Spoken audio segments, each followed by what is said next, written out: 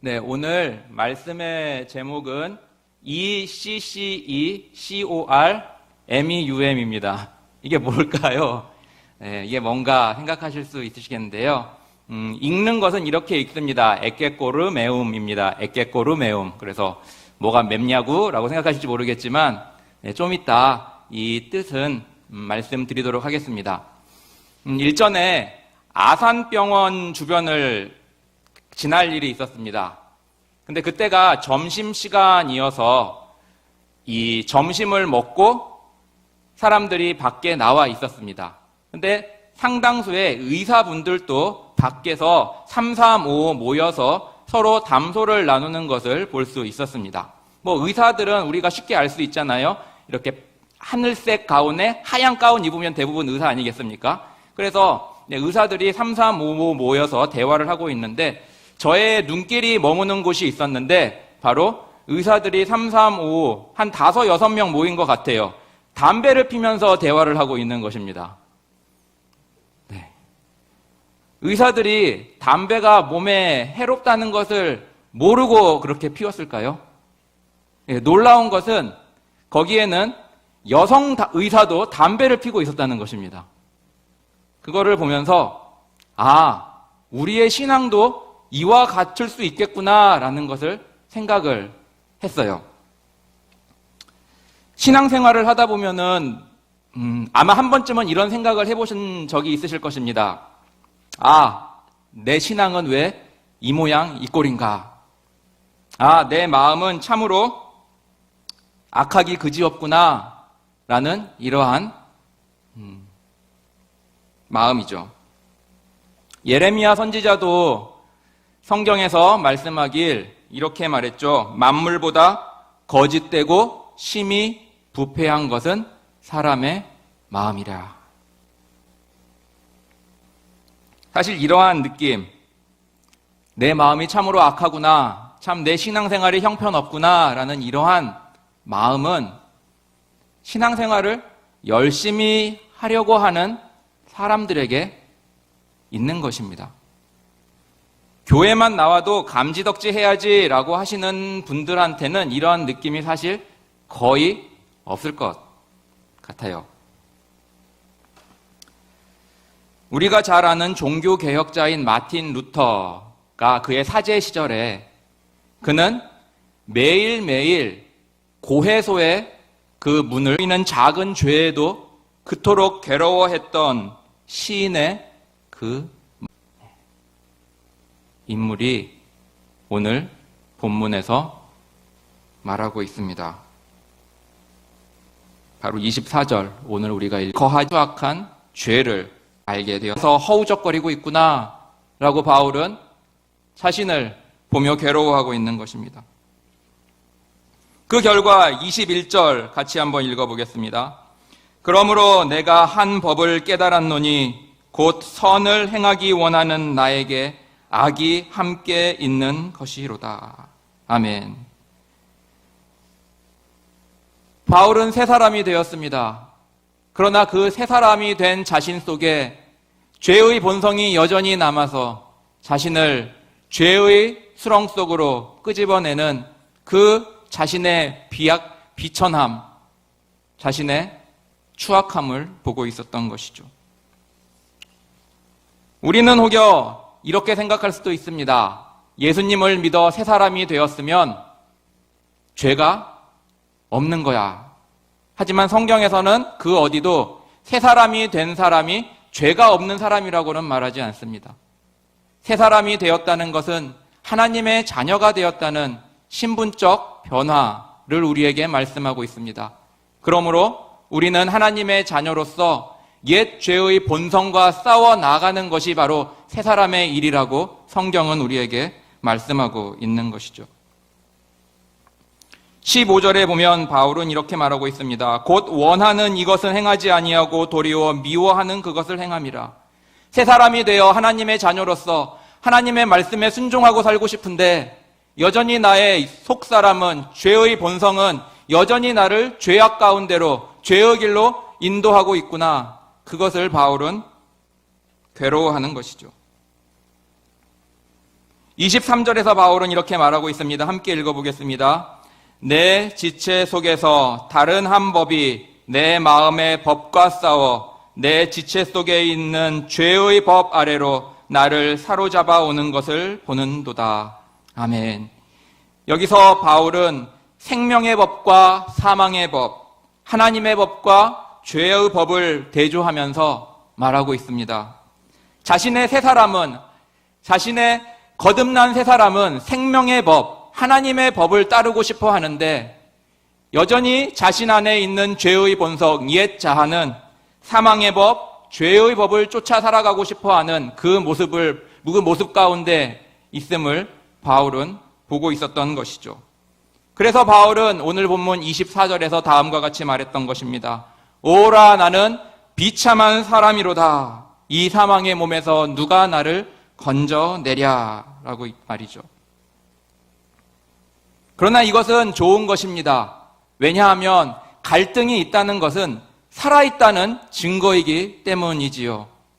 불신자가 기도하지 않아서 마음이 찝찝해, 불신자가 성경을 읽지 않아서 괴로워, 불신자가 전도하지 않아서 마음에 우울함이 있어 절대 이러지 않습니다. 불신자에게는 그러한 갈등이 전혀 없습니다. 이러한 갈등은 누구에게 있는 것이죠? 바로 예수님을 자신의 구원자로 주님으로 믿는 하나님의 자녀들에게만 있는 마음입니다. 그렇기 때문에 이러한 내적 갈등은 바로 내가 살아있음을 증명해주는 좋은 것이기도 합니다. 우리가 잘 아는 어거스틴이 있습니다. 어거스틴은 우리가 흔히 생각하기를 남봉꾼의 무식자라고 생각할 수도 있겠지만 사실 어거스틴은 박식한 사람이었고 식자였고 교양 있는 사람이었습니다. 어거스틴이 분명 혼의 자식을 낳은 건 맞습니다. 그렇다고 해서 그의 머리가 일자무식이거나 학식이 없는 사람은 전혀 아니었습니다. 오늘 우리나라에서도 우리가 보았듯이 검찰의 수장이었던 사람도 혼의 자식을 낳았습니다. 근데 혼의 자식을 낳았다고 그 사람이 일자무식의 남봉꾼이라고 우리는 보지 않습니다. 어거스틴 역시 굉장히 똑똑한 사람이었고 훌륭한 학식을 가진 사람이었습니다. 그는 그의 사제 시절 때 달필가요, 달변가요, 기억력이 상당히 좋은 사람으로 평가되고 있었습니다. 그런 어거스틴이 예수님을 만나 그는 회심을 통해 기독교 역사에 훌륭한 족적을 남긴 사람이 된 것이죠. 이 어거스틴이 창조, 타락, 구속 안에서의 인간의 4단계를 다음과 같이 구별해 놓았습니다. 첫 번째 단계는 죄를 지을 수도 있는 단계. 이것은 바로 아담과 하와의 단계였습니다. 하나님께서 인간은 자유의지를 주셔서 자신이 선택을 할 수 있도록 하셨습니다. 근데 그 선택 안에는 죄를 선택할 수도 있는 가능성을 열어주셨던 것이죠. 그래서 첫 번째 단계는 죄를 지을 수도 있는 단계였습니다. 그러나 아담과 하와가 범죄를 하고 나자 인간의 상태는 두 번째 단계인 죄를 안 지을 수 없는 상태가 되어버린 것입니다. 즉, 인간은 죄를 짓고만 살 수밖에 없는 그러한 영원한 타락의 단계가 되어버린 것이죠. 그러나 세 번째 단계는 바로 죄를 안 지을 수도 있는 단계가 된 것입니다. 이것은 예수 그리스도로 말미암아 새 사람을 입어 하나님의 자녀가 된 사람들에게 주어지는 단계로서 죄를 안 지을 수 없는 단계, 즉 죄만 지을 수밖에 없는 단계에서 죄를 안 지을 수도 있는 단계로 한 단계 성숙해진 것이죠. 그리고 마지막 단계는 바로 우리가 하나님의 품에 안기는 영화의 단계로서 죄를 지을 수 없는 단계, 바로 천국의 시민으로서의 단계를 말하고 있습니다. 오늘 설교의 제목인 에케꼬르 메움, 이것은 바로 이 어거스틴이 그의 유명한 저서인 고백록 또는 참회록에 실린 문장 중에 하나입니다. 그것은 다음과 같습니다. 보여주십시오. 에케꼬르 메움, 데우스 에케꼬르 메움. 그 다음은 쭉 가서 맨 마지막에 에케꼬르 메움. 무려 한 줄에 에케꼬르메움이 3번이나 등장하는 특별한 문장입니다. 이 문장은 바로 그의 고백록 제2권 제4장인 소제목 배나무라는 곳에 실린 문장입니다.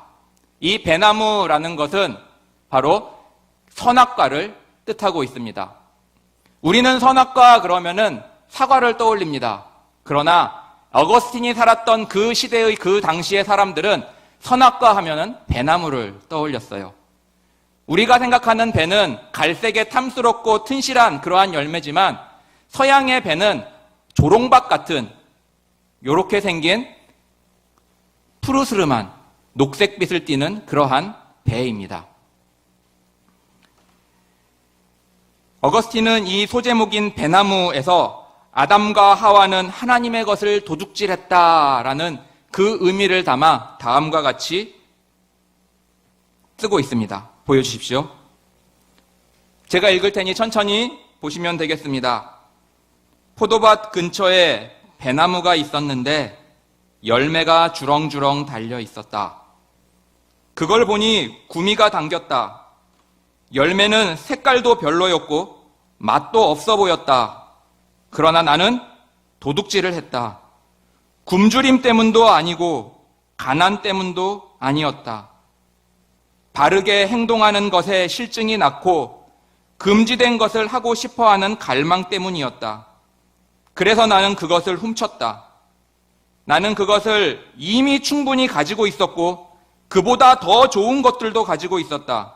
하지만 상관치 않았다. 나는 훔친 물건을 기뻐했고 도둑질과 죄악 그 자체를 즐겼다. 내가 먹기 위함이 아니었고 기껏 돼지들에게나 던지기 위해서였다. 보소서 나의 마음을, 오 주님 보소서 나의 마음을. 깊이를 알 수 없는 구덩이에 밑바닥에 곤두박질 쳐 있는 보소서 내 마음을. 나는 죄악을 사랑했고 나는 부패한 것을 사랑했다. 나는 나의 잘못도 사랑했다. 악취나는 영혼, 수치 그 자체를 찾아다니는 나의 영혼. 오늘 말씀의 제목 에케꼬르메움, 보소서 나의 마음을. 보소서 나의 마음을. 이 안에는 무엇이 들어있습니까? 고뇌와 절규와 수치감이 가득 차 있는 자신의 그 비참함을 절규하며 외치는 그 어거스틴의 마음이 이 참회록, 이 고백록 안에 실려 있는 것입니다. 에케꼬르메움, 보소서 나의 마음을. 보소서 나의 마음을. 우리가 얼마나 죄인인지 우리는 잘 압니다. 우리는 꿈속에서도 죄를 짓습니다. 우리는 찬송을 부르는 그 찬송을 부르는 시간 속에서도 죄를 짓습니다. 우리는 말씀을 읽으면서도 죄를 짓습니다. 우리 안에 예배하는 그 시간 속에도 우리는 죄를 짓고 있습니다. 선하신 그 하나님과 가까워지는 그 말씀과 기도와 예배 가운데 우리는 악이 항상 그 옆에서 공존하고 있는 우리의 모습을 보고 있습니다. 에케꼬르메움, 보소서 나의 마음을.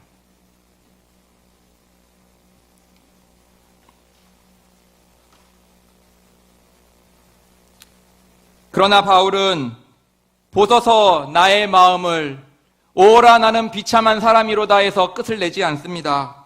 바로 그 다음 절인 25절 함께 읽겠습니다. 우리 주 예수 그리스도로 말미암아 하나님께 감사하리로다. 그런즉 내 자신이 마음으로는 하나님의 법을, 육신으로는 죄의 법을 섬기노라. 보여주세요. 그대로.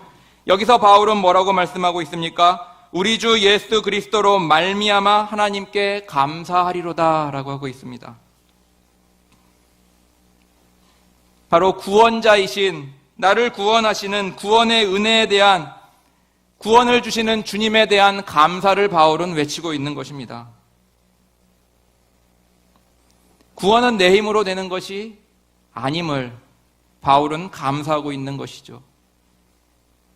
추한 자신의 죄악 속에 더러운 자신의 죄악을 본 바울은 자신 속에서는 어떠한 구원도 있을 수 없음을 알았고, 바울은 오직 구원의 은혜는 주 예수님밖에 없음을 바울은 감사하고 있는 것입니다.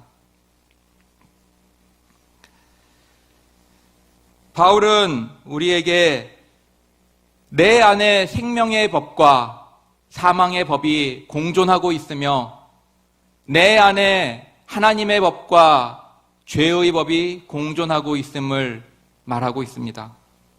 그런데 놀라운 것은 이 생명의 법과 사망의 법이, 하나님의 법과 죄의 법이 같은 것이라는 것입니다. 바로 하나님께서 주신 율법 말이죠.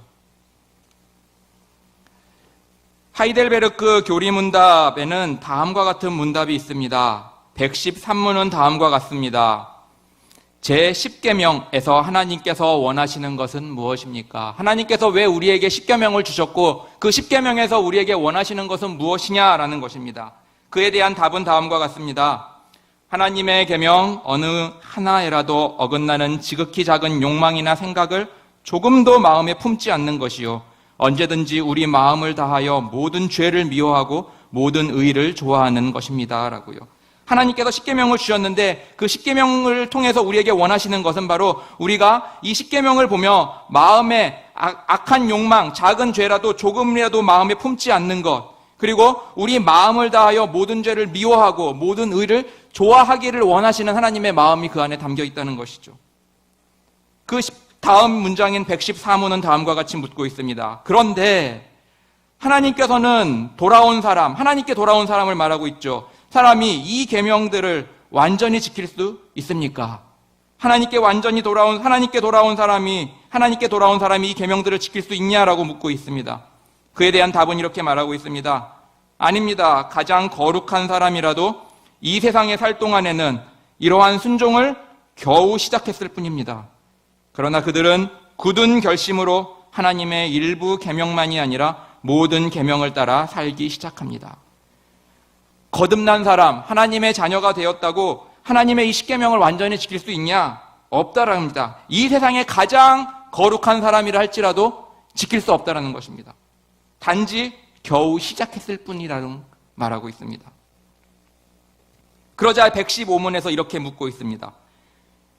그렇다면 이 세상에서는 아무도 십계명을 완전히 지킬 수 없는데 하나님께서는 왜 그렇게 엄격히 십계명을 설교하게 하십니까? 라고요. 아무도 못 지켜요. 그런데 하나님은 십계명을 주셔서 설교자로 설교하게 하느냐? 그에 대한 답은 다음과 같습니다. 첫째, 평생 동안 우리의 죄악된 본성을 더욱더 알게 되고 그리하여 그리스도 안에서 사죄와 의로움을 더욱더 간절히 추구하도록 하기 위함입니다. 둘째, 이 세상의 삶을 마치고 목적지인 완전에 이를 때까지 하나님의 형상으로 더욱더 변화되기를 끊임없이 노력하고 하나님께 성신의 은혜를 구하기 위함입니다. 라고 말이죠. 무엇이죠? 나는 못 지키니까 예수 그리스도밖에 없구나 라고 가르쳐 주시기 위함이라고 말씀하고 있습니다. 우리는 십계명의 어느 것 하나도 온전하게 지킬 수 없는 추악한 죄인이기 때문에 우리 자신으로는 절대로 구원을 획득할 수 없기 때문에 우리는 예수 그리스도가 필요해 라고 알려주시기 위해서 하나님께서는 설교자들로 하여금 십계명을 선포케 하라 라고 하신 것이지요. 그러나 거기서 끝나는 것이 아니라 우리가 하나님 나라에 이를 때까지 하나님의 형상으로 더욱더 변화되기를 끊임없이 노력해 가기 위해서 가게 하기 위해서 십계명을 선포케 하신다라고 말하고 있습니다. 즉 우리 삶의 노력이 필요하다라는 것을 말씀하고 있는 거예요. 즉 두 가지가 같이 가고 있습니다. 우리의 구원자는 예수 그리스도밖에 없지만 우리도 살아가는 동안 성화의 삶을 끊임없이 노력해 나가야 한다라는 것을 우리에게 말씀하시기 위해 십계명을 주셨다라는 것입니다. 이런 말이 있습니다. 좋은 것에는 수고가 따른다. 좋은 것, 유익한 것, 이로운 것에는 수고가 따르기 마련입니다. 보십시오. 건강하기 위해서는 무엇을 해야 합니까? 운동을 해야 합니다. 운동하는 것은 수고가 따르나요? 안 따르나요? 따르게 되어 있습니다. 운동을 하지 않고 건강하기를 바라는 것은 어불성설입니다. 운동을 하기 위해서는 아침에 일찍 일어나기도 해야 되고 저녁에 시간을 내기도 해야 되고 수고로움이 따르기 마련이에요. 그러나 그 수고로운 운동을 통해서 우리에게 얻는 것은 건강이라는 유익이 있는 것입니다. 또 학생들을 보십시오. 공부가 수고로운 것입니까? 아닙니까? 수고로운 것입니다. 그러나 그 공부의 수고로움을 통해 무엇이 있죠? 유익이 있는 것입니다. 자기가 원하는 전공을 할 수 있는, 그리고 세상적인 그러한 지위를 밟아 나갈 수 있는 그러한 발판을 마련해 주는 것이 공부입니다. 수고가 따르기 마련이죠. 예체능을 전공하는 학생들을 보십시오. 그들의 실력이 하루아침에 쌓인 게 아닙니다. 피아노면 피아노, 오르간이면 오르간, 운동이면 운동. 수고가 따르기 때문에, 피나는 노력을 했기 때문에 피아노 반주를 할 수 있는 것이고, 운동에서 두각을 나타낼 수 있는 것입니다. 올림픽에서 나간 선수들을 여러분들 우리는 잘 압니다. 그들이 얼마나 피나는 노력을 했는지 말이죠. 금메달이라는 그 유익한 것, 그 좋은 것, 선한 것 뒤에는 그 운동선수들의 피와 땀이 있었습니다. 그렇게 좋은 것, 이로운 것, 유익한 것에는 수고가 따르기 마련입니다. 마찬가지입니다. 우리의 신앙에서도 신앙의 유익, 신앙의 온전한, 신앙의 성장을 위해서는 수고가 반드시 따르게 되어 있습니다. 수고 없이는 믿음이 자라지 않고요. 수고 없이는 우리의 신앙의 성장이 일어나지 않습니다. 기억하십시오. 말씀 맺겠습니다. 죄악된 세상에서 살아가기란 쉽지 않습니다. 죄악된 세상. 그렇지만 이 세상 역시도 하나님께서 창조하신 창조품입니다. 천상병 시인이라는 시인의 귀천이라는 시가 있습니다. 한 번쯤 들어보셨으리라 생각합니다. 이 귀천의 첫 소절은 다음과 같이 시작됩니다. 나 하늘로 돌아가리라. 그리고 그 마지막에는 다음과 같이 말하고 있습니다. 아름다운 이 세상 소풍 끝나는 날 가서 아름다웠다라고 말하리라. 하나님께서 우리에게 주신 이 세상은 아름다운 것도 많이 있습니다. 디모데전서 4장 4절에서는 이렇게 말하고 있죠. 하나님의 지으신 모든 것이 선함에 감사함으로 받으면 버릴 것이 없나니. 우리는 세상 속에 살고 있지만 세상의 것은 아닙니다. 세상에 소유된 사람은 아닙니다.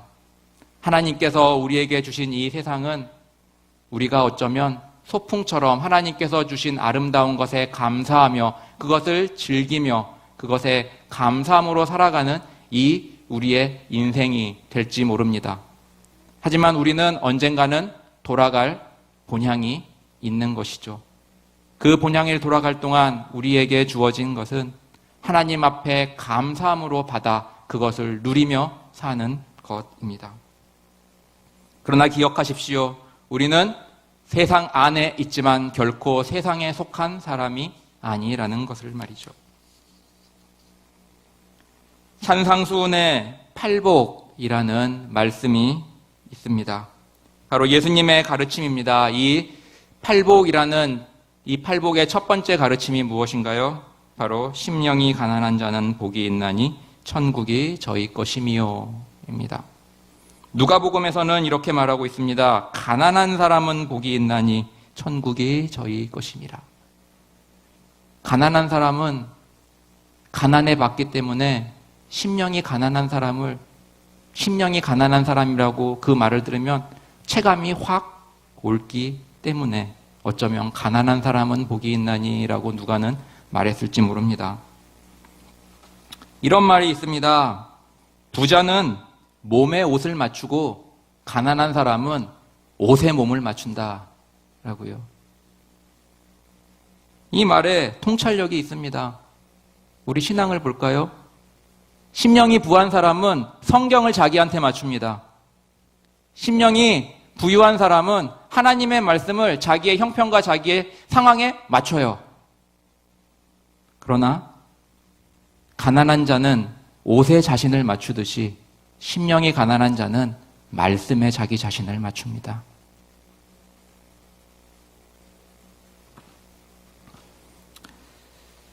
우리는 넘어지고 죄 가운데 빠집니다. 그것도 매일매일 매 순간순간 말이죠. 이럴 때 우리는 외칩니다. 에케꼬르메움, 에케꼬르메움.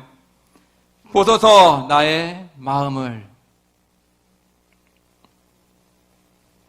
그런데 이 죄악에 대한 이 괴로움은 바로 우리가 선하다라는 반증입니다. C.S. 루이스는 그의 책 순전한 기독교에서 다음과 같이 말하고 있습니다. 보여주세요. 사실 회개는 선한 사람이 할 수 있는 일입니다. 바로 여기에 함정이 있습니다. 정작 회개가 필요한 사람은 악한 사람인데 완전한 회개는 선한 사람만 할 수 있으니 말입니다. 여러분들이 악해질수록 회개의 필요성은 점점 커지나 회개할 수 있는 능력은 점점 더 적어집니다. 반전이지요. 회개가 필요한 사람은 악한 사람인데 악한 사람은 회개할 능력이 점점 없어져요. 없는 거예요. 그러나 하나님의 빛에 가까이 가면 더 가까이 나아갈수록 우리의 죄악이 보이고 우리의 추함이 드러나는 것처럼 하나님께 가까이 나아가는 사람들은 더욱더 자신의 죄가 크게 보이고 자신의 죄악 때문에 괴로워하고 고뇌하게 된다는 것이죠.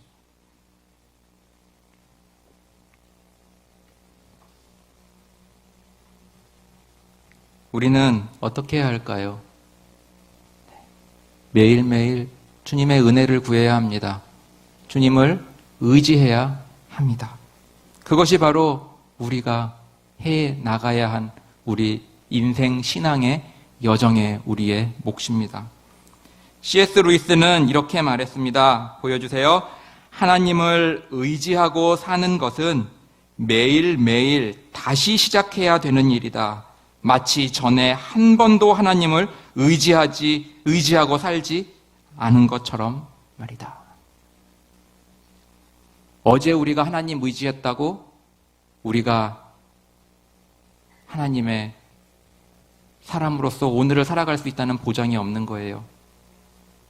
어제의 은혜는 어제 우리를 잊게 했고 오늘의 은혜는 오늘의 우리를 잊게 합니다.